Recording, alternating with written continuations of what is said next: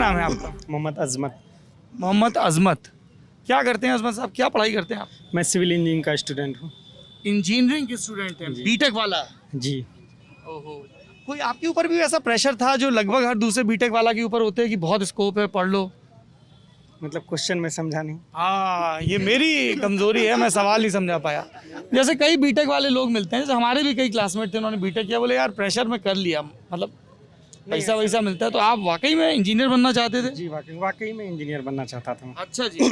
और एंट्रेंस भी इसकी तैयारी करा था मैंने। अरे बाकायदा आपने एंट्रेंस क्वालिफाई करके ही आए होंगे भाई, इतनी बड़ी यूनिवर्सिटी है। हाँ जी। तो बढ़िया से चल रही पढ़ाई? हाँ, सब अच्छी चल रही है। कुछ बैक वैक लगती है क्या? बैक लगी थी डिप्लोमा में। हाँ। किसी वजह से, कुछ वजह, किस वजह से? वो थोड़ा सा फैमिली प्रॉब्लम था, उस वजह से बस वही एक बैक लगी, तो उसके बाद नहीं लगी। मतलब पढ़ाई में आप अच्छे हैं? यहाँ जो भी स्टूडेंट आते हैं वो अच्छे ही होते हैं। अरे मेरी जान, क्या बात है, एकदम कॉन्फिडेंस मैक्स प्रो।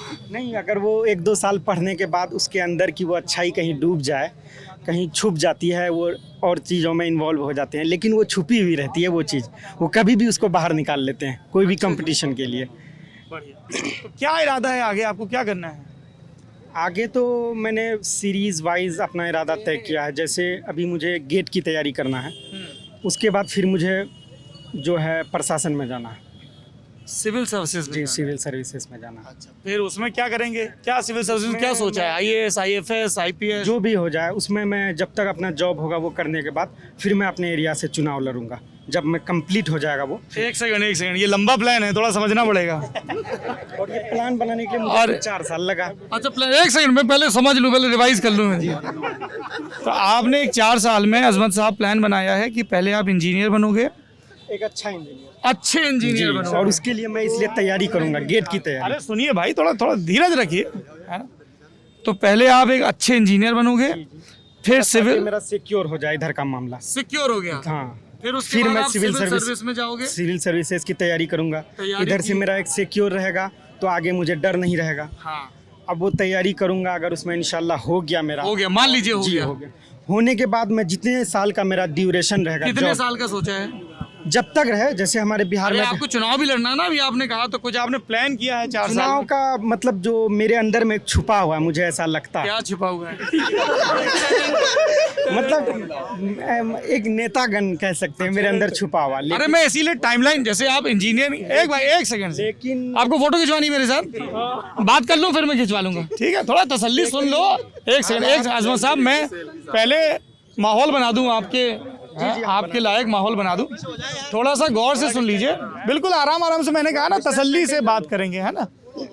तो अजमत साहब, आप बीटेक करेंगे, फिर आप सरकारी नौकरी की तैयारी करेंगे? चल रहा है मेरा। चल रहा है। जी। फिर सरकारी नौकरी की तैयारी करेंगे, मान लीजिए हो जाता है, तो फिर आप सरकारी नौकर हो जाएंगे, तो कितने साल रहेंगे फिर? करूंगा मैं जब तक मेरा टाइम रहेगा। मतलब टाइमलाइन बनाई होगी ना, इंजीनियर तो बड़े कैलकुलेटेड होते हैं। 10-15 साल करने का। 15 साल आप ब्यूरोक्रेट रहेंगे जी। फिर पॉलिटिक्स में जाएंगे? पॉलिटिक्स में तो मैं अब भी जाना चाहता हूँ, लेकिन थोड़ा सा सिचुएशन, मेरे एरिया में कंपटीशन बहुत है, पहली बात। दूसरी बात, थोड़ा सा फैमिली वाले घबरा रहे हैं अभी। घबरा रहे हैं? कहाँ रहते हैं फैमिली वाले आपके? फैमिली वाले मेरे बिहार के हैं, अररिया सीमांचल। अररिया के हैं? तो क्यों घबरा रहे हैं फैमिली वाले अजमत के पॉलिटिक्स में जाने से? अभी थोड़ा सा मामला अलग टाइप का मामला चल रहा है। जैसे स्टूडेंट की बात अगर की जाए, स्टूडेंट एक्टिविस्ट की बात, तो वो खुल के नहीं आ पा रहे हैं। थोड़ा सा अभी देश भाई, आप तो इतना खुल के 5 मिनट में आ गए, पूरा प्लान बता दिया। नहीं, खुल के आने का टेंशन ये है कि जैसे पहले मैं अपना सिक्योर कर लूँ, फिर खुल के आऊँगा। अब अगर बीच में तो ब्यूरोक्रेट भी बनना है। ब्यूरोक्रेट इसलिए बनना है क्योंकि मुझे जो है अपने एरिया का थोड़ा सा डेवलपमेंट करना। वो अररिया का? जी। वो पर आप मान लीजिए जो है, आप अगर इंडियन सिविल सर्विस में जाओगे, है ना, तो सिविल सर्विस में जैसे आप गए और मान लीजिए आपकी तैनाती हो गई नागालैंड, या आपकी तैनाती हो गई केरल, या आपकी तैनाती हो गई पंजाब या यूपी हो गई, तो फिर उससे अररिया का डेवलपमेंट कैसे होगा? नहीं, मैं बीपीएससी की बात कर रहा हूँ, यूपीएससी का स्टेट सर्वे। जी। अच्छा, हम थोड़ा ज्यादा बड़ा टारगेट ले लिए। उतना लाइफ में और भी मौज मस्ती तो ऐसे भी पढ़ते रहूँ। अच्छा, मौज मस्ती भी करनी है। अच्छा, सॉरी, मैं इसीलिए थोड़ा सा प्लान को लेके कंफ्यूज था। तो बीपीएससी करना है, मतलब बिहार जो प्रोविंशियल सर्विस है उसमें जाना है। जी। पर उसमें भी आपकी पोस्टिंग अररिया तो होगी नहीं, होम डिस्ट्रिक्ट। देखिए, अब किसी एरिया का डेवलपमेंट कई तरह से होता है। जैसे मिसाल के तौर पर आप जेएनयू से हैं, जी, मुझे पता है आपके बारे में। अरे आपको सब पता है। तो अब अगर मैं कुछ निकालता हूँ, कुछ अच्छा करता हूँ, जैसे मैं अभी एक एग्जांपल दे रहा हूँ, मैं एमयू में पढ़ रहा हूँ। अब मेरे जो जूनियर लोग हैं, जो 6 में हैं, 9th में हैं, वो लोग मुझे फॉलो करते हुए, या मेरे जैसे और भी लोग उनको फॉलो करते हुए एमयू का एंट्रेंस की तैयारी करते हैं और यहाँ क्वालिफाई करते हैं। अगर मैं कुछ अच्छा कर लेता हूँ, सोसाइटी में एक मैसेज जाएगा। बिल्कुल, ये बात आपने बिल्कुल दुरुस्त कही।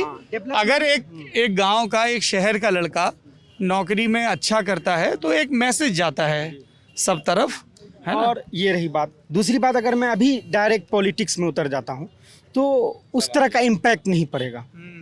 इम्पैक्ट जो एक मतलब पढ़े लिखे लोग जब पॉलिटिक्स में आएंगे, एक ग्रेजुएट, एक उस तरह के, इसका तो फर्क रहता है। थोड़ा सा वो फर्क आएगा। किस तरह का फर्क रहता है? फर्क ये रहता है कि चीज़ों को डील करने का, समझने का, ये सारा नज़रिया बदल जाता है। ये चलिए, एक मेरा आपसे आखिरी सवाल है। फर्ज करिए, मान लीजिए, है ना, और साइंस वाले तो ये समझते ही हैं, माना x और फिर x की वैल्यू निकालते हैं। मान लीजिए कि आप अररिया में पॉलिटिशियन बन गए, तो आप क्या काम करेंगे जो पॉलिटिशियंस को करना चाहिए, आपका इरादा है? पॉलिटिशियन अररिया अगर देखा जाए तो मेरे ख्याल से सबसे पिछड़ा एरिया है। बाय कंस्ट्रक्शन या बाय रोड और बाकी सारी चीज़ें, वहाँ एजुकेशन नहीं, सबसे बड़ा दिक्कत। और सबसे बड़ी प्रॉब्लम जो वहाँ है वो है फ्लड की जी। अगर जमीन वो जो कोसी का और सीमांचल का इलाका है, हाँ, अगर ज़मीन की बात किया जाए या फ्लैट की या जो कॉमर्शियल प्लेस है, वो अलीगढ़ और दिल्ली के कंपैरिजन में ज़्यादा महंगा है। मतलब लोगों के पास इतने पैसे हैं, लेकिन क्या होता है कि हर साल फ्लड आके सब मामला ख़त्म कर देता है। वहाँ मेडिकल कॉलेज नहीं है, वहाँ अच्छे हॉस्पिटल नहीं है, वहाँ सबसे बड़ी बात है लिटरेसी नहीं। जो पढ़े लिखे तबके जो हैं वो नहीं है। वो थोड़ा सा उस चीज़ को लोगों को जगाना है मुझे, करना कुछ नहीं। तो शिक्षा के प्रति जागृत करने ही बनाना है मुझे, विद्रोही बस कि भाई तुम अपना हक छीन के लो, बनेगा पढ़ाई कुछ करो। नहीं। हाँ, पढ़ाई करो, अपना हक जानो, उसको छीनो। क्योंकि देखो 20-25 साल से कुछ हुआ नहीं। सबसे अच्छा तरीका है तुम अपना हक जानो, उसको छीनो। इसके लिए क्या है कि तुम्हें उनको जगाना होगा। ऐसा नहीं कि मैं जो है रोड बनवा दूँ, टूट जाएगा फिर 2 साल में। मुझे लोगों को जगाना है बस। और लोग वहाँ सोए हुए हैं बहुत ज़्यादा, थोड़ा सा शिक्षा की अलग जगह। जी, शिक्षा की बहुत वहाँ। आप खूब पढ़ाई करते हो? जी, पढ़ाई करता हूँ। अभी आपने कहा मौज मस्ती का भी समय निकालना पड़ता है। लाइफ है, थोड़ा सा ये सब भी होना चाहिए। नहीं, बढ़िया होना चाहिए। दिक्कत हो जाएगा। इस तरह के निपट देसी वीडियो सिर्फ और सिर्फ मिलेंगे लल्लन टॉप यूपी पर। सब्सक्राइब करें।